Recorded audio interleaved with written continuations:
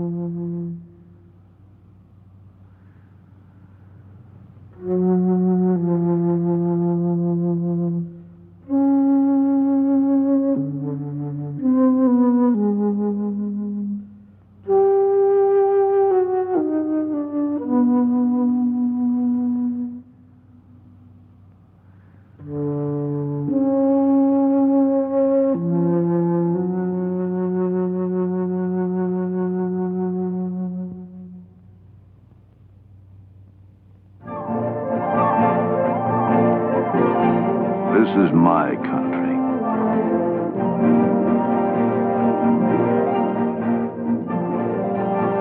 I've spent all my life in areas like this, as close to the animals as a man can get.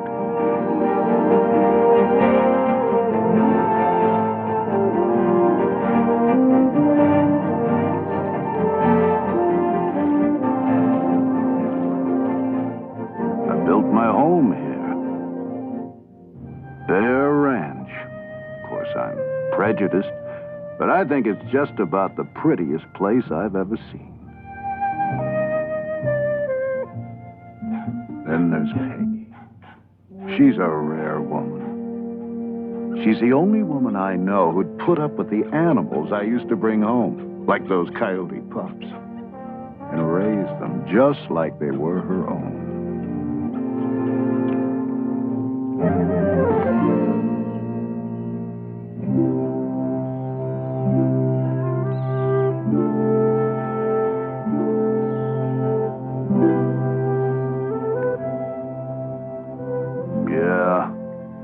We've shared more ups and downs than there are in the high Sierras. Those were good days. Simple, clear cut. You see, I'm a tracker.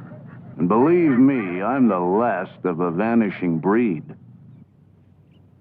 I know tracks, like the FBI knows fingerprints. I specialized in renegades, killers of livestock, and sometimes people. I didn't kill for sport. I went after the right animals so innocent ones might be spared.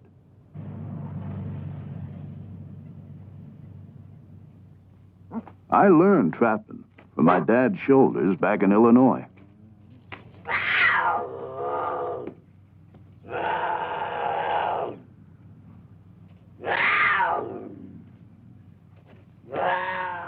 Since that time, I've worked for the government, territory, sheriff's office, federal game warden. When they had a renegade, they knew who to call.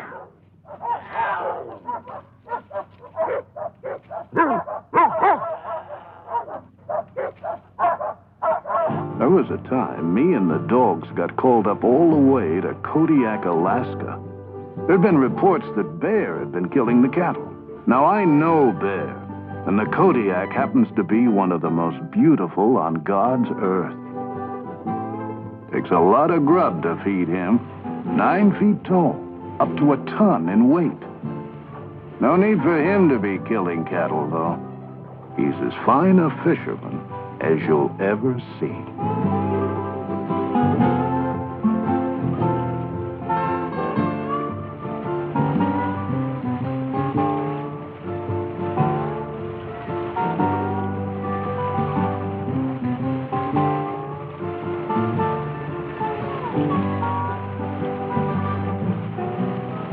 The ranchers were getting $5,000 bounties on these so-called cow killers.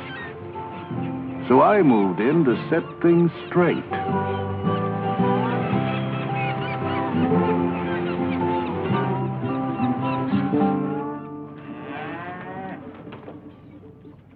I met a rancher who said it ain't Kodiak killing my cattle.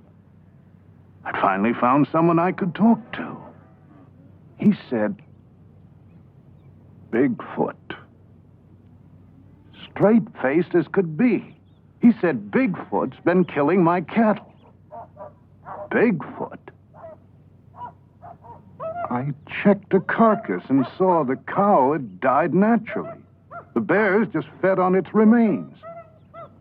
Found out after the grass was waterlogged. Not enough protein. Cattle died of malnutrition. Kodiak? Bigfoot? People always want their questions answered in such neatly wrapped little packages. Oh, I'd heard about Bigfoot. Some abominable snowman who'd wandered across the Bering Strait before the Ice Age. I couldn't believe a grown man would tell me a Bigfoot was killing. What a bunch of hogwash.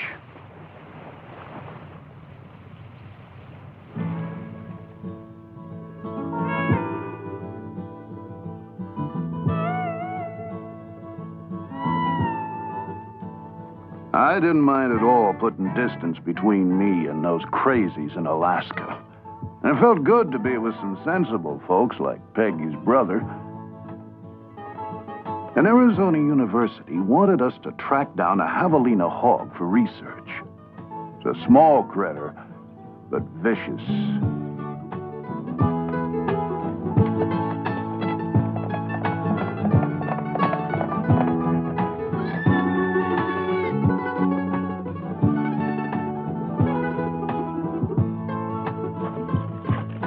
Well, I told my brother-in-law about the wild Bigfoot story at Kodiak, but he didn't respond as I'd expected. He said, "Don't be so quick to make judgments. There's something I want you to see." He took me to what Indians called the land of petrified wood. There, carved in rock, were drawings of a creature with big hands and big feet, exactly as I had heard Bigfoot described. The drawings were 700 years old. They told how creatures the Indians called stickman had come in the night and stolen the Indian children. The Indians abandoned the village in fear.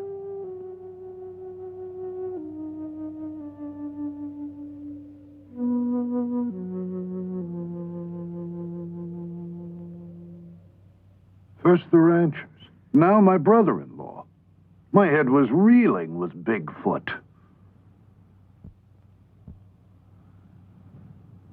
But stories are just so many words.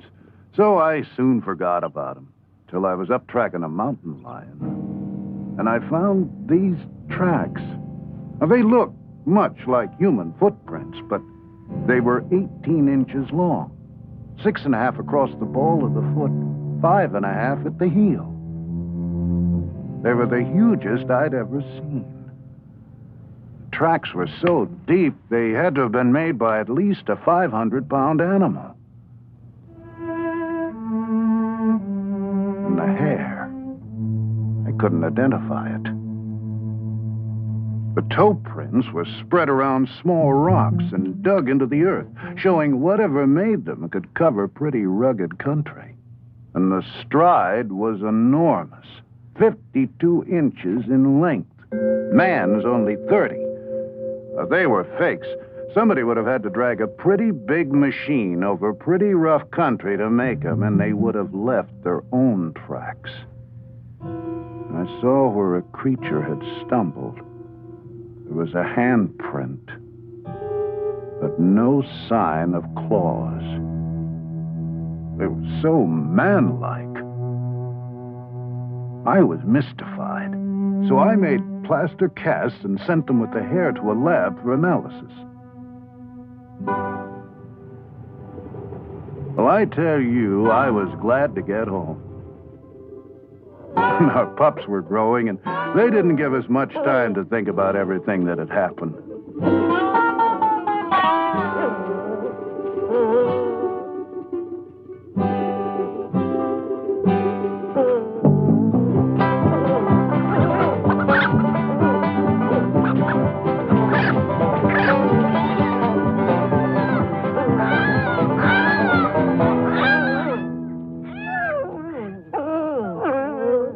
I was called to chase a renegade bear up north.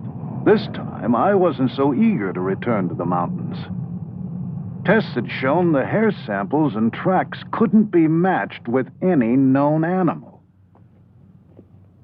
I was uncomfortable. The animals were even acting strange.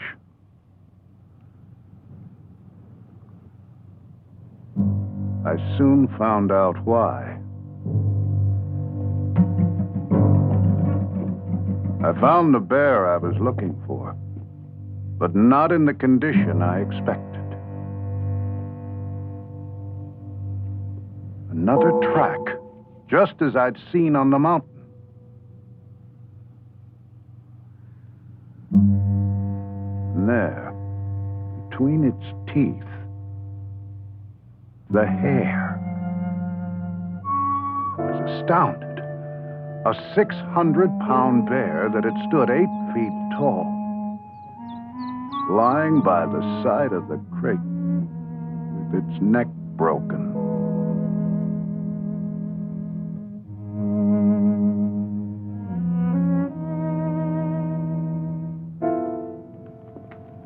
Now, I wanted to find out everything I could about Bigfoot. I advertised for any information or leads. You can't believe the number of stories people had to tell. My friends laughed at them all. Okay, I'd laugh too. But things were different now. I had to figure out what was fact and what was fiction. There were reports of creatures 12 feet tall, 800 pounds, that prowled on 2 feet. Now that's absurd, scientifically impossible. No creature that size or weight could even stand upright. And as for tracks, you can't imagine the number of kids I found running around the woods making plywood fakes. Tales of hunters being ripped apart, campers kidnapped and never heard of again. But 4 features, all the reports shared, were the dark hair, the domed head, the large footprints, and the glowing red eyes.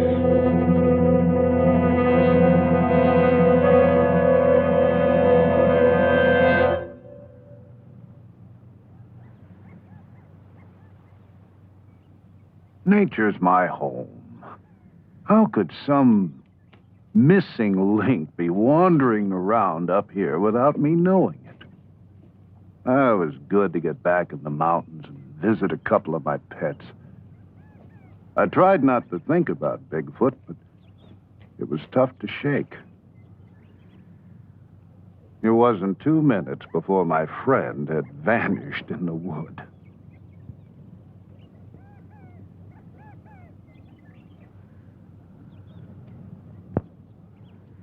Well, I set out after him, but I couldn't find him anyplace.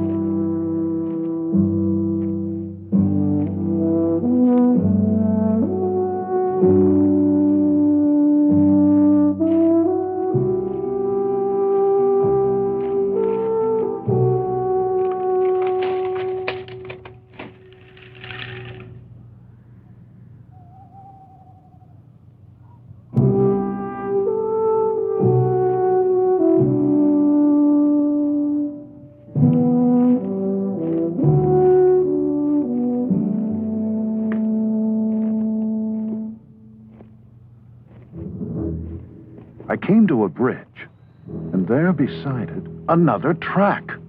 Fresh. My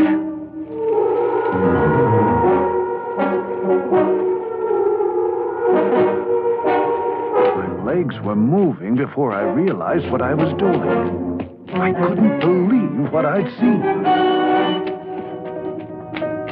I had to get a closer look.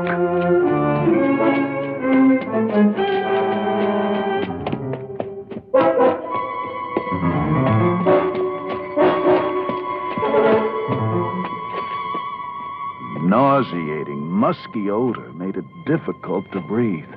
But I had to find out what I'd seen. It was getting dark. Time was growing short.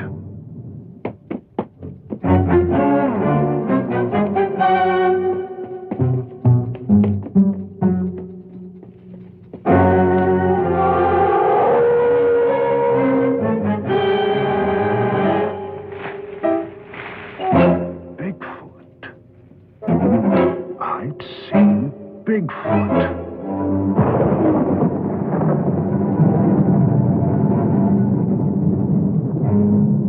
What the hell was I doing? I was here alone, without a rifle, without anyone knowing where to find me. With a 500-pound, 8-foot-tall, vicious creature. I had to get out of here, get some help.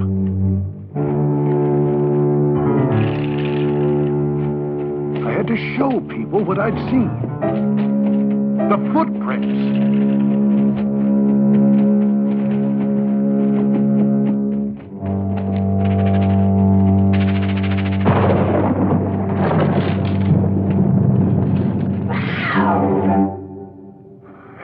Just the cat. I'd never been so scared in my life. But my friends couldn't laugh now. Wait till they saw the tracks.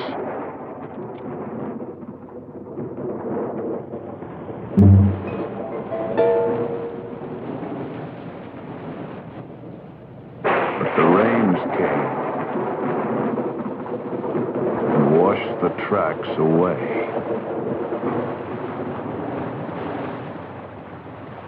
Hurry, hurry, get your Bigfoot burger, 2 burgers. Now, people's attitudes towards Bigfoot made me mad.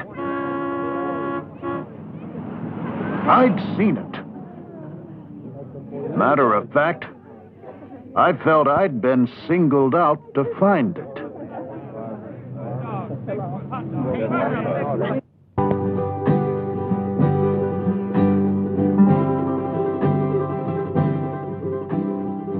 Where do you begin?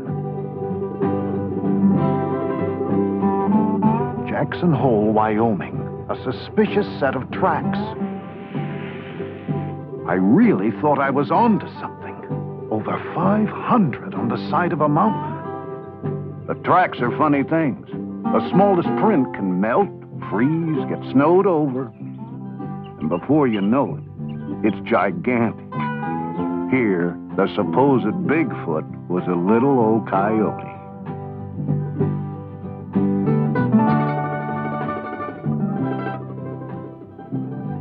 The redwoods, an endless source of sightings.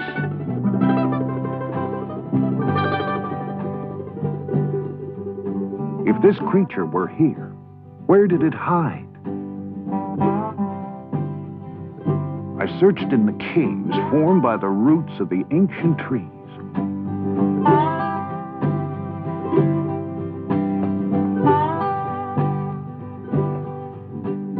Here were perfect shelters, large, dark, secluded, hideaways to recover from injuries. Refuge for many forest animals from the elements. Protected privacy when giving birth. Hundreds of tree caves, but no tracks, bones, or unusual droppings. No clues at all. I had to be wasting my time.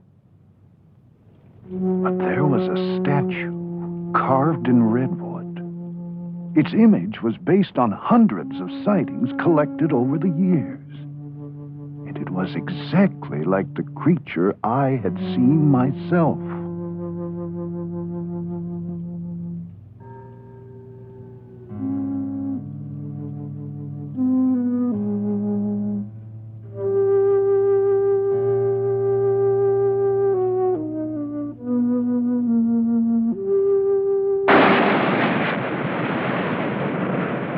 Oregon coast. Reports of Bigfoot feeding during the run of the nightfish. The shore was secluded. Food was plentiful. It seemed a perfect place for the secretive Bigfoot. So I waited. You don't know what it is to wait till you've been a tracker.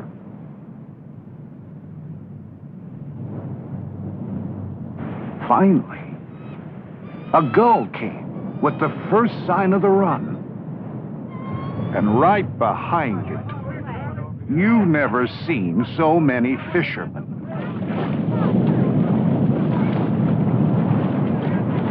My secluded beach turned into Coney Island. Only way Bigfoot could show up here was wearing swimming trunks. One bum steer after another. How was I supposed to know which lead to follow? I was running out of time, and I was running out of money. As we left, I felt like the waves were laughing at our backs.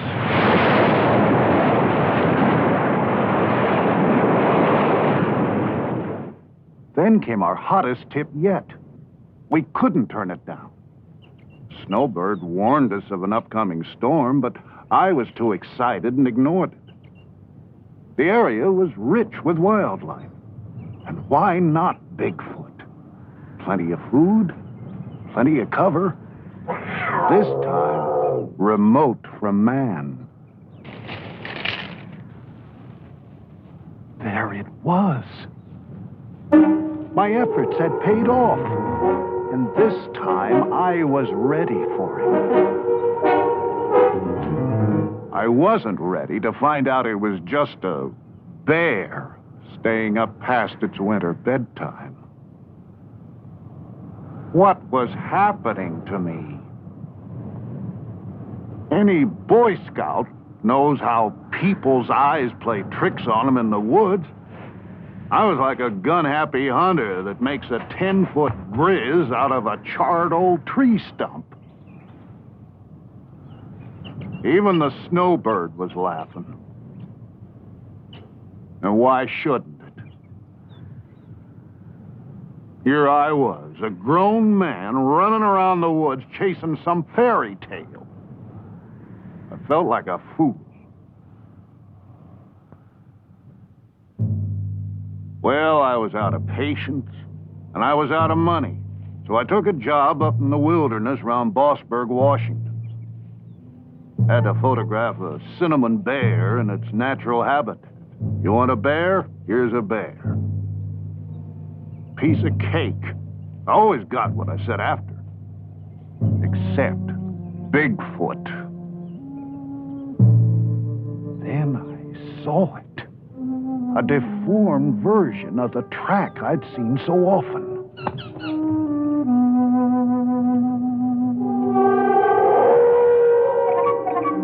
There it was. Finally, face to face with Bigfoot.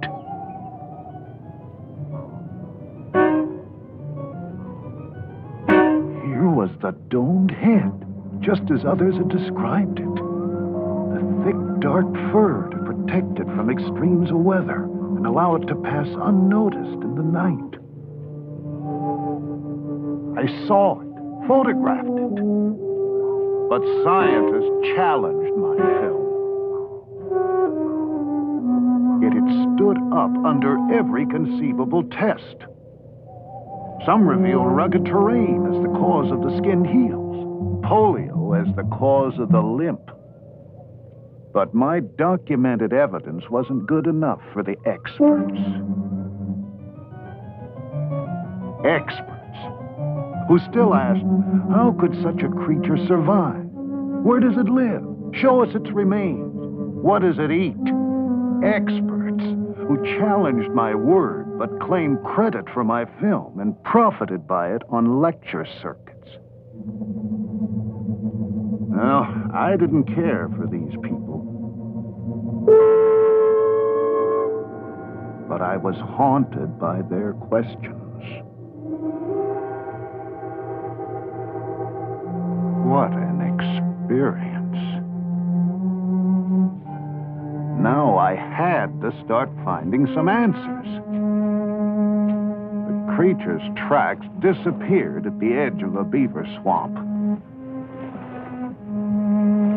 Only sign of animal life was the geese migrating north for the summer.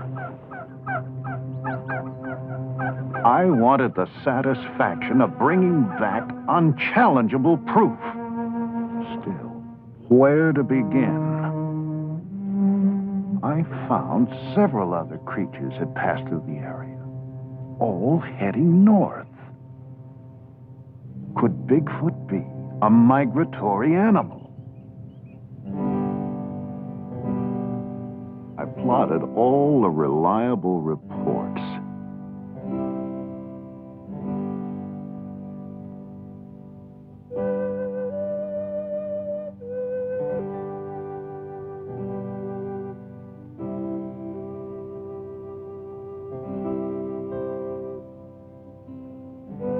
There actually seemed to be a migratory pattern extended over thousands of miles.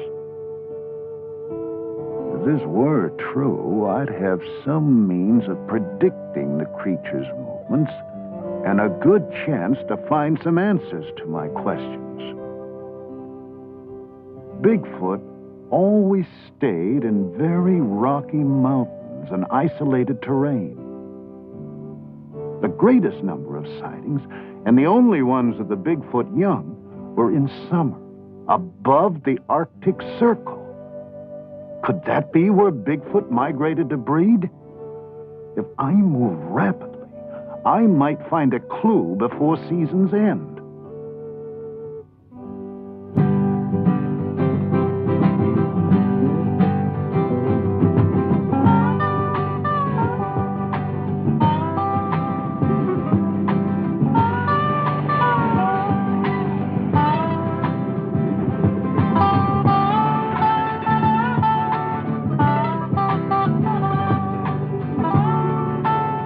Peg and I took our camera and planned to document every step we took. The lava beds, Modoc, California.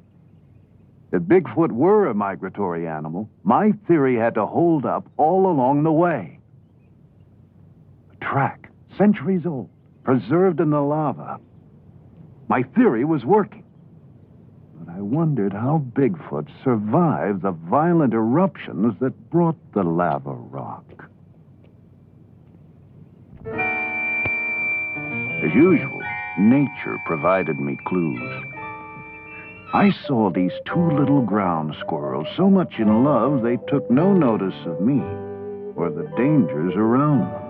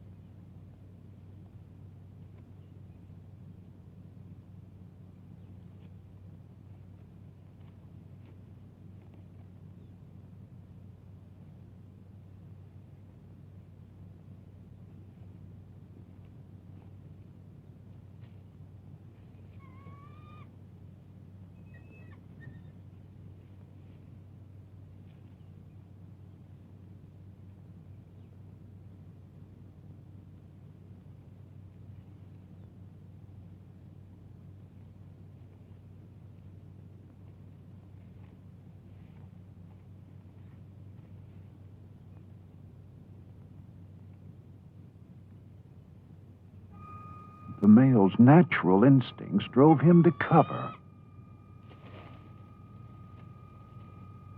These same instincts started up in the wounded squirrel.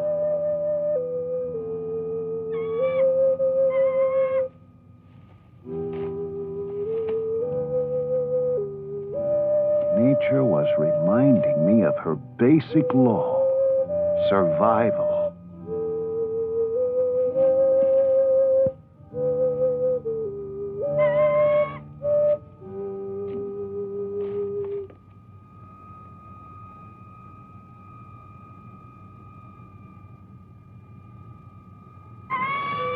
This same will to survive must have somehow kept Bigfoot going throughout all these years. But where did the creature go if it were injured? The caves, Mount Lassen.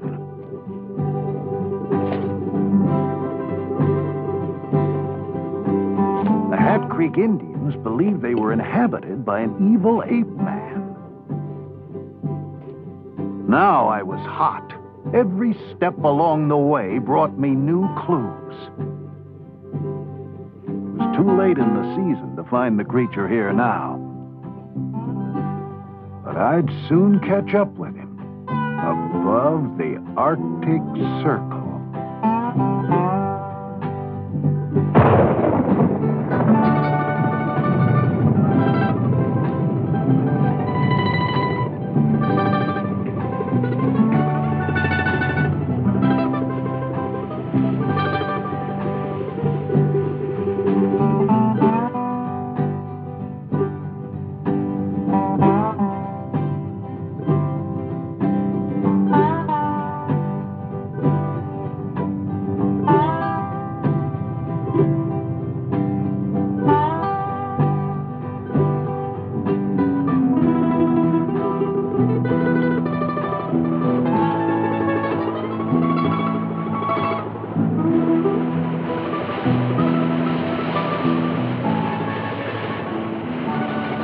Peg and I found the people up north different. They encouraged me, took my search seriously.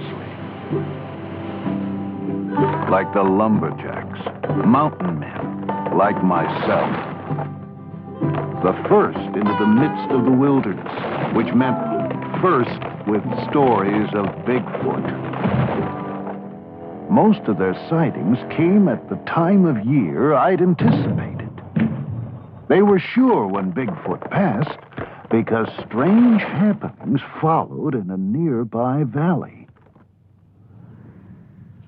Herds of goats come and perform a ritual suicide. Sure enough, the goats were there, looking as if they were grazing normally, but actually eating pounds of dirt. With one gulp of water, the earth turns to cement, and they die, lying in the shadow of Bigfoot, etched in rock 26 feet high, and the wolf, his only known traveling companion. What went on in this valley Bigfoot passed through went against all the natural laws of survival. And the rock formations, too massive to have been shaped by man, presented another, totally unexplainable, natural phenomena. To those who cried, for Bigfoot to exist goes against every bit of scientific data known to man, I could now say how much more there is to know. I felt close to the adventurers who'd left their calling cards at Watson Lake as they crossed into the Yukon, and even closer to those who'd made a similar journey at the turn of the century, who set out after something they didn't know where to find, but knew was out there someplace. With so many pouring into the Yukon during the gold rush, it's no surprise there'd be such a rich source of stories about Bigfoot.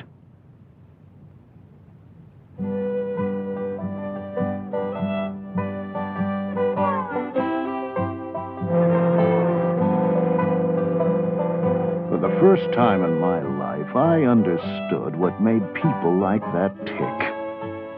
It's more than gold. I guess we all need a frontier to explore. Don't necessarily have to go off into it. Just makes you feel kinda good knowing it's there. Thousands of these people came from everywhere.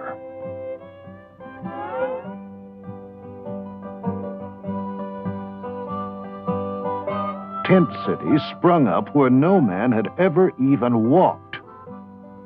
If Bigfoot came here to keep clear of man, its seclusion didn't last for long.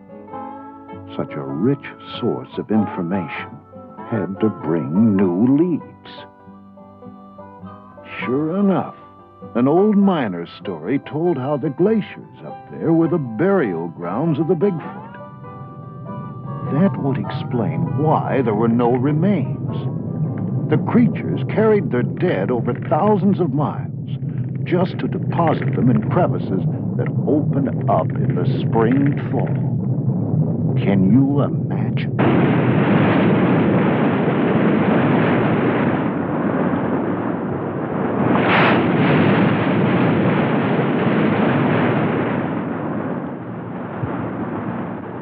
I went there searching for some remains.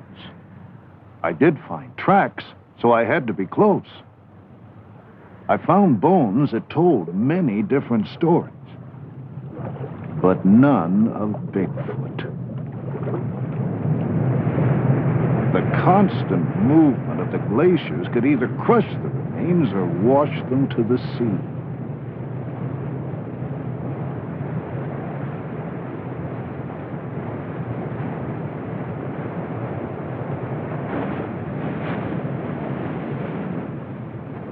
Burial grounds of the Bigfoot. I thought of the people who were the source of these stories. Their friends called them crazy, and some of them might have been. But you wouldn't believe the extremes they went to for their fortunes, romance, and the unexplored.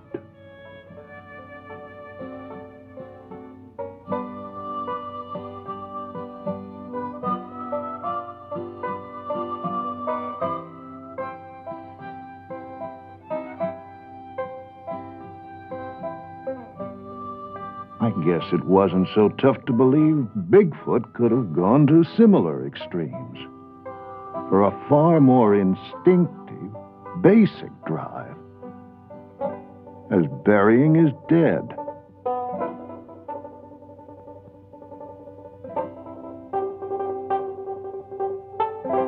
So many questions.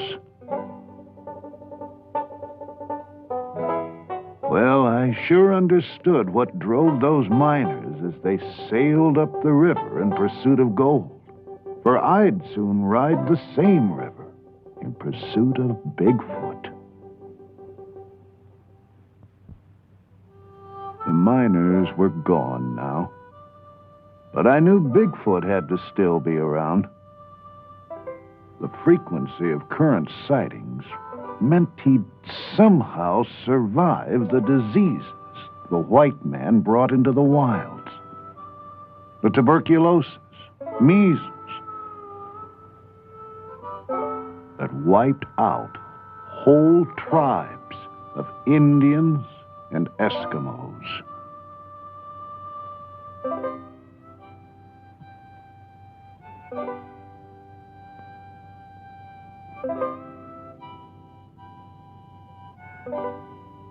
He'd even survived the violence reaching out from the boomtowns. Now I understood why Bigfoot steered clear of man. He had to, in order to survive. However vicious the creature might be, I gained a lot of respect for the elusive Bigfoot and its ability to endure. But if we were to find it, we'd have to get to the furthest outpost of civilization.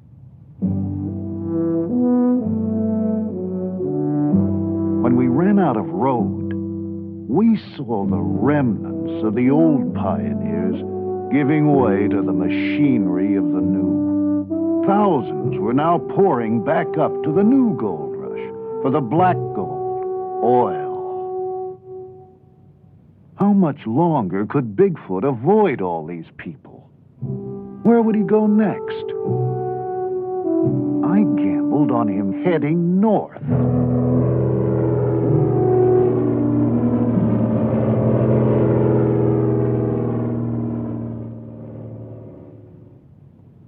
Well, traveling had been tough, so we treated ourselves to the fanciest hotel in town.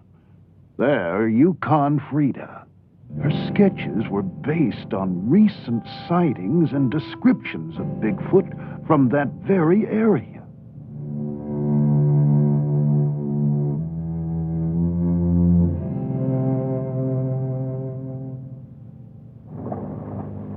As we started our journey up the river, I thought of the statues and drawings I'd seen in Arizona, California, Oregon, Washington, British Columbia, the Yukon, and now above the Arctic Circle, all of them resembling the very creature I saw myself. They were too similar, over too vast an area to be coincidental. But these images weren't good enough for the experts below. I still had a lot of questions to answer.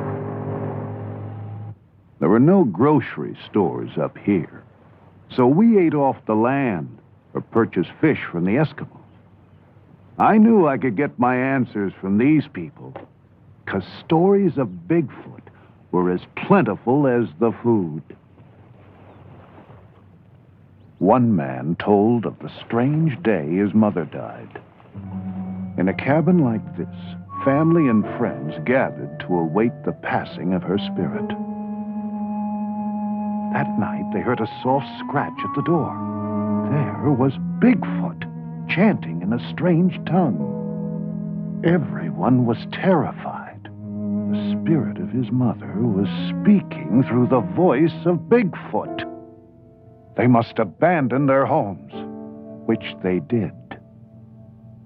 The next day, an ice floe changed the river, and waters now flow where the village once stood. I asked to see this area, hoping for a sign of Bigfoot. The man said, if you wish to see the king of the animals, he breeds in the mating grounds of the Alaskan moose.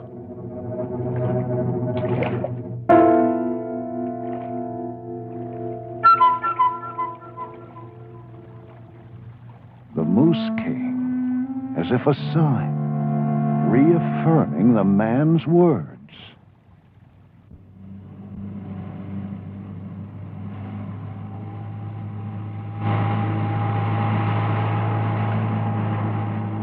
Up the river by a salmon wheel, a lone Eskimo greeted us with the words, "Bigfoot is not here." How did he know what we were after? He told a tale about a trapper who killed a creature in the early 40s, bringing the wrath of Bigfoot down upon his people.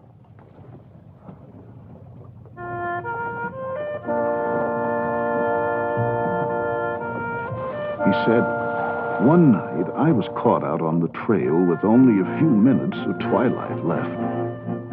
The lights began to shine in the sky. They were bright. Traveling was good. Then the snow turned red. To the north and south, east and west, rivers of blood flowed across the sky and down into the snows. It seemed to be the last day of the world. Bigfoot was punishing us for bringing it sorrow. But then, the good white light rose from the north. What followed was a battle of 1,000 warriors. The white light was the spirit of Bigfoot, left to die by the trapper. It returned in the form of a white raven to protect us from the red wrath of its grieving brothers. If you travel the river, you may see him. And if you do, he will bring you luck.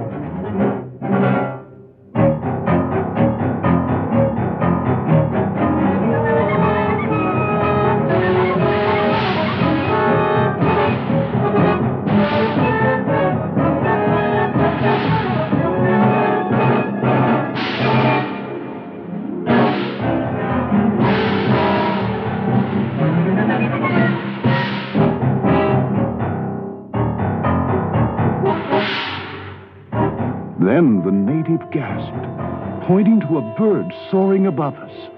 The legendary white raven. The fisherman said, "Bigfoot smiles upon you. You will bring word of him to the people below."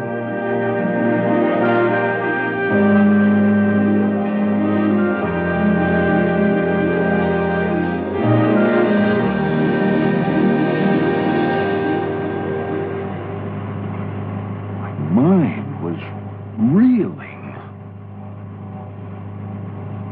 At the next village, the natives were waiting for us. They had heard about the white raven and wanted to show us their secret, sacred figure. Here it was again. They told us how Bigfoot was their friend. Their friend. How did they think such a violent creature could be their friend? They told how Bigfoot always carried the bodies of men killed or lost in the Arctic winter to the edge of the nearest village to be buried by their own kind. When I asked where I could make contact with their friend, they said, "In the land of shining eyes." But they warned me not to violate Bigfoot's domain. I reminded them of the white raven, so they taught me a chant to sing on the night of the full moon and promised I would see the glowing eyes of Bigfoot.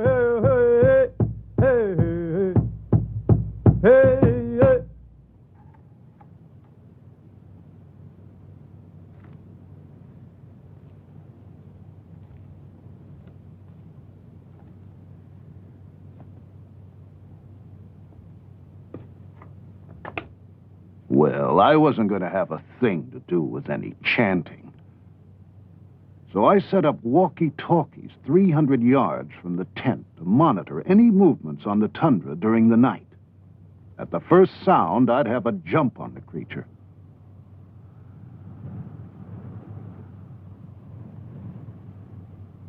Then the wait. The land was lush with vegetation. Perfect feeding ground. Berries, lichen, gnats, bugs, millions of fish. Not just a land of ice and snow. I understood why Bigfoot and so many animals flocked to the Arctic to breed and raise their young.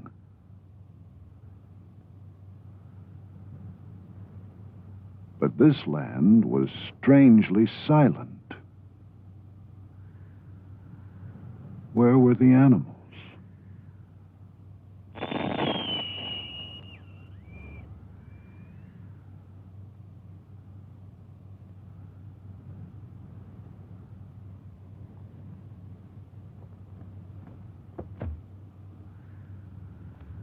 My transmitter had been thrown 15 feet. And the tundra held no tracks. Days passed. I felt like a fool, but now I'd go to any ends to conjure up the creature.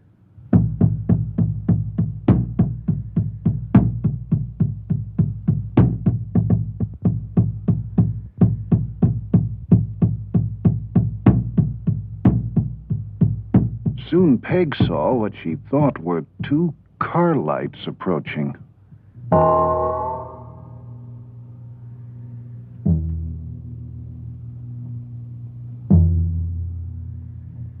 I was caught in the darkness, but Peg guided me toward the lights. I had to find out what it was. Then we realized they were the shining eyes. This time, I couldn't let Bigfoot escape.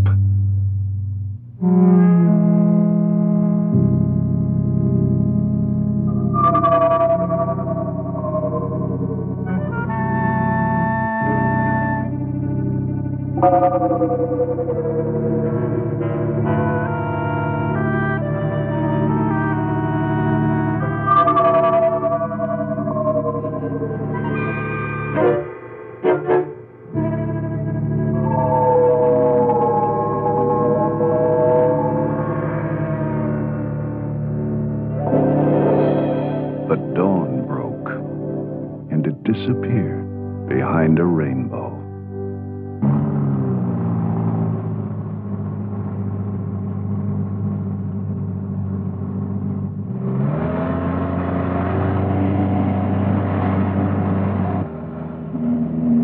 This was too much.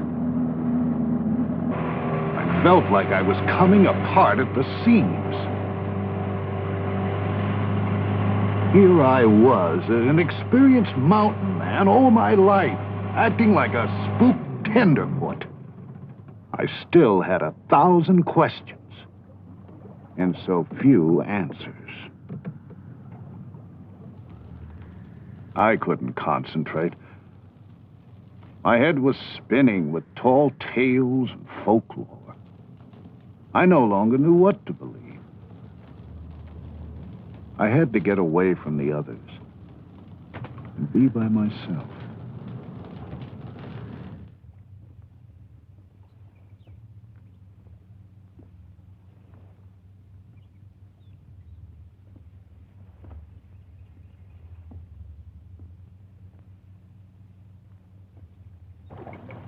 There were the salmon, back after 10 years of living in the sea, to spawn in the exact place of their birth, and then to die. They reminded me of those I'd seen at Kodiak in the days when I was a pure tracker, stuck to nature's signs and wasn't so confused with all the legends and stories of man.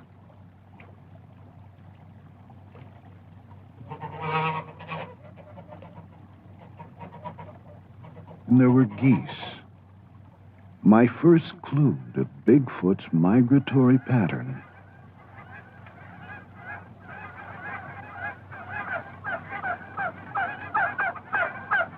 I began to feel close to nature again. I knew that's where I'd find the answers to my questions. And the caribou, watching velvet off their antlers release swamp gas from the tundra to glow in the night.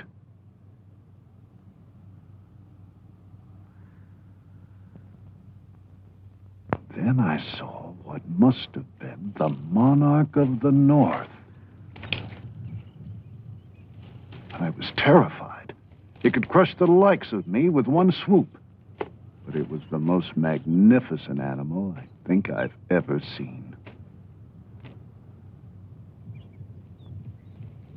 He didn't seem to notice me as he made a clearing. He sharpened his horns as if to prepare for combat. I thought he'd come for me now. Instead, he dug a pit and marked it with his scent.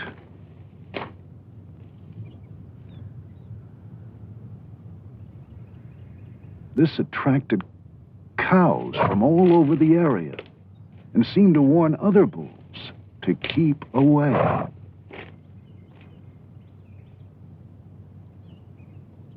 The cows declared themselves his by covering themselves with his scent.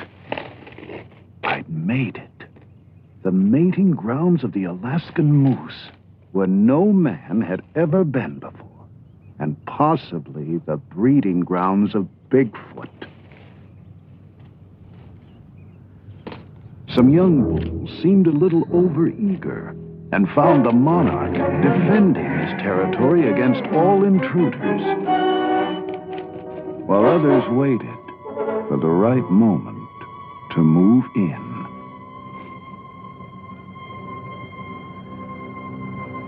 Then he saw me.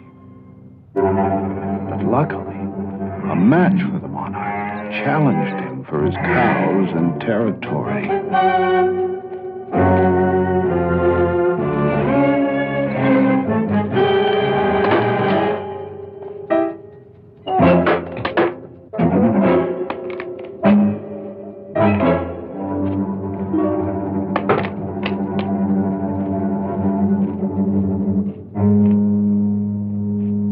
Those who'd waited now moved in. While the bulls were fighting, nature made sure there'd be a good crop of calves come spring.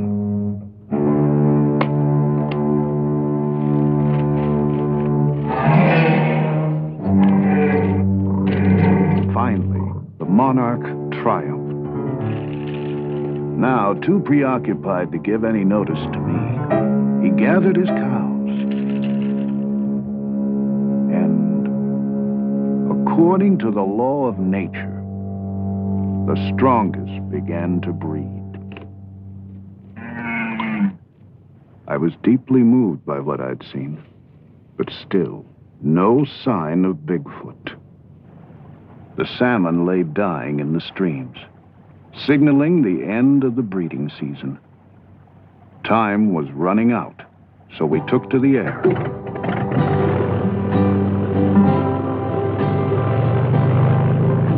The Arctic winter could close us in at any moment, so we had to move fast. Why couldn't I find this creature?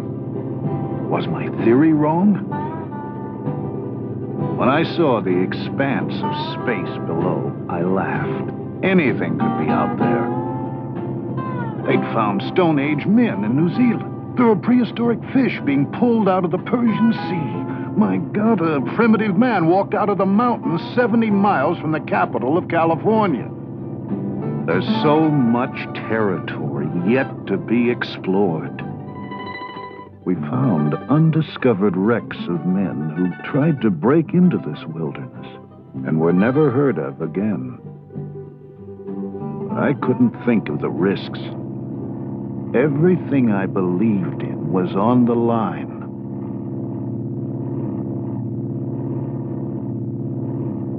Suddenly, the pilot whipped around. There he was, a young Bigfoot, frozen like a tree.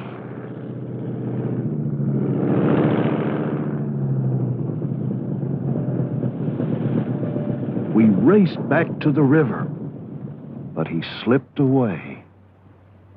Seeing the young Bigfoot confirmed my theory. I could now roughly predict the creature's movements.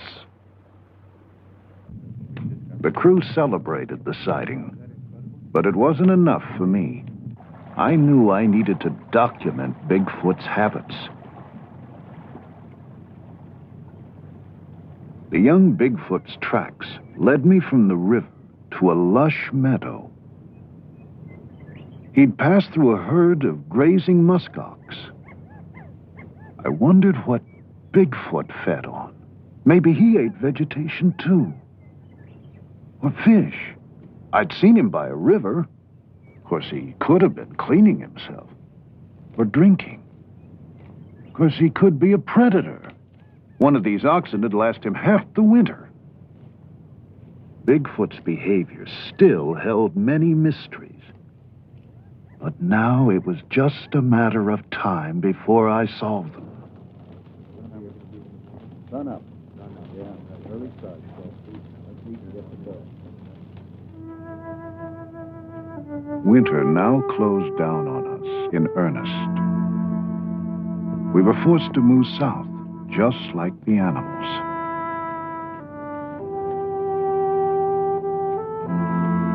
The caribou gathered for their migration.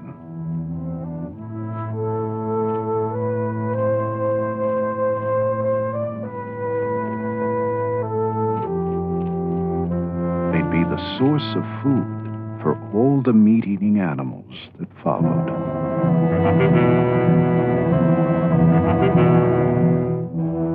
If Bigfoot were a meat eater, he'd feed on caribou too. If I could prove that he did, I'd have a clue to the place he held in nature. If I could film it, I'd have the kind of documentation the experts demanded. Whatever his habits, I knew the road would be paved with danger.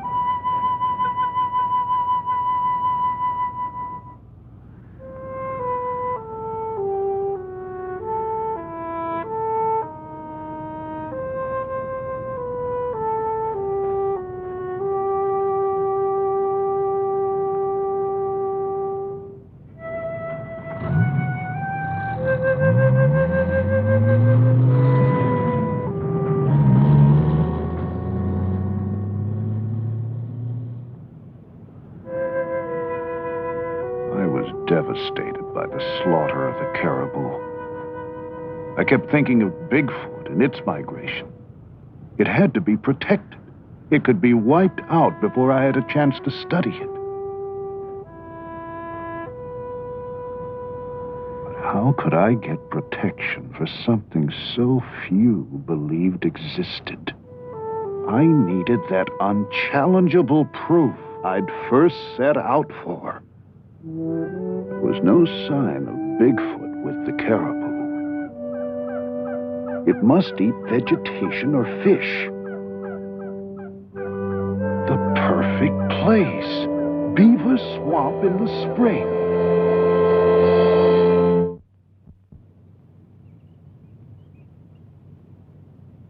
I got there early and planned to stay as long as I could. I used every trick I learned over my years as a trapper and carefully covered my scent with ammonia.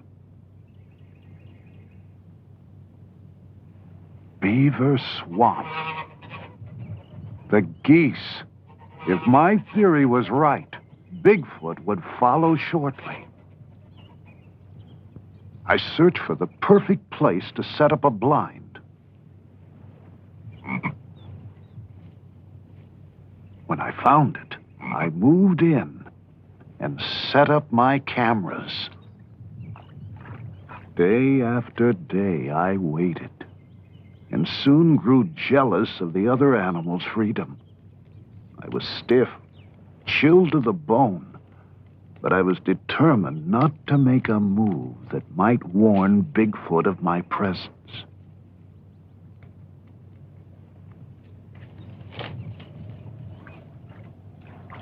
What if he didn't come?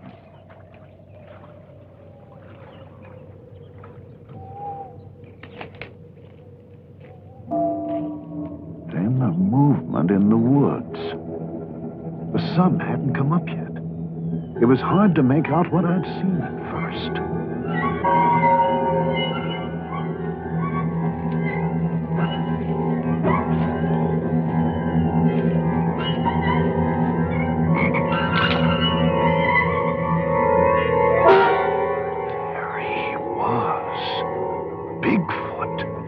standing no more than 100 yards from my blind.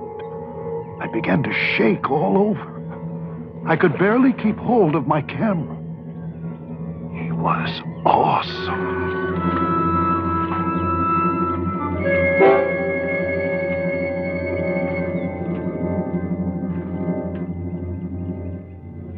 Then, behind me, another one. Smaller, possibly younger. How many of them were there?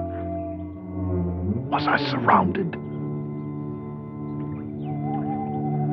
They were the most extraordinary creatures I'd ever seen. I now knew why the Eskimos called Bigfoot the king of the animals. The older, larger one was 7 feet tall, 450 to 500 pounds. His domed head and long dark hair, just like the other creatures I'd seen. His odor was overwhelming. The same thick, musky scent that first led me to Bigfoot so long ago. The young one was no more than 5.5 feet tall, 250 pounds. If my guess was right, probably on its first trip away from its northern breeding grounds. He'd probably never seen a man before. If he saw me, he could panic and attack. Then I looked around and realized the other animals were carrying on normally. If danger was around, they would have fled.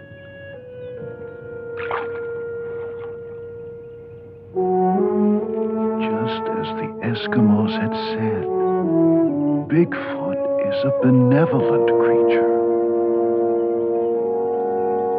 It doesn't even attack feed on other animals. It seems to eat only vegetation or sometimes fish. Here it was before me, pulling up the tender swamp grass with its hands. Remarkable huge hands that seemed capable of grasping, scooping up drinking water and splashing to rid itself of parasites. I'd done it. Here I was again with Bigfoot. Unchallengeable proof my theory had worked. It is a migratory animal, and I now have the documentation of its habits I needed. Now we can begin to understand the place this creature holds in nature.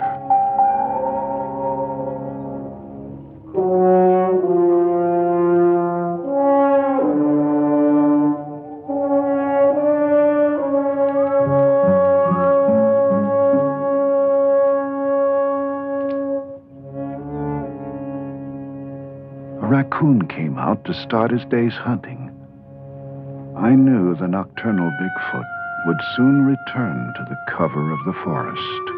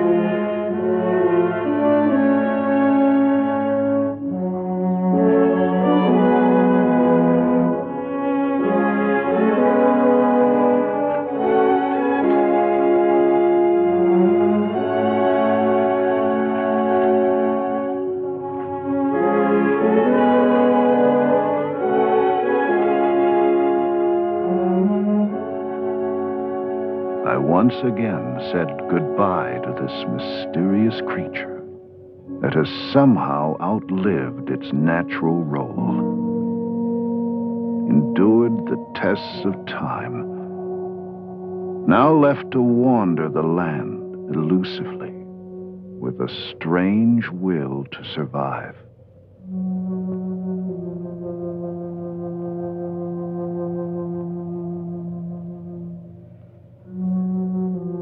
Oh, I still have plenty of questions, and I'll continue my search for the answers now. But I assure you, I'll no longer get so caught up in the problems of my research that I'll lose touch with the wonders it reveals.